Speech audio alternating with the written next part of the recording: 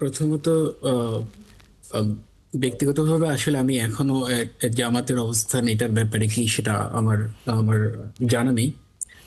যার কারণে আমি স্পেসিফিক কোনো ওপিনিয়ন দিতে পারছি না এই ব্যাপারে।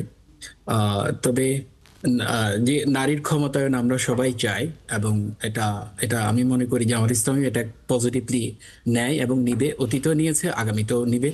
এবং যেহেতু বর্তমানে এখন আর্টিকেল 65-এর সাব আর্টিকেল 3-তে এখনো কি সংরক্ষিত আসন আছে।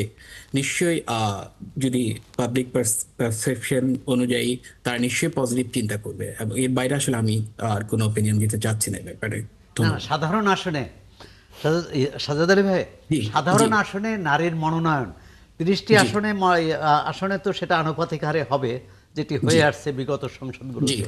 টিআর আর পদ্ধতিতে সাধারণ যেটা আসনে নারীর কি বলে নারী প্রার্থী মনোনয়নের ক্ষেত্রে আপনাদের অবস্থানটা কি হবে?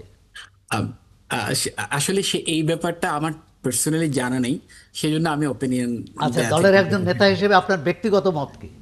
আহ, আমি মনে করি এটা এটা দেওয়া উচিত, এবং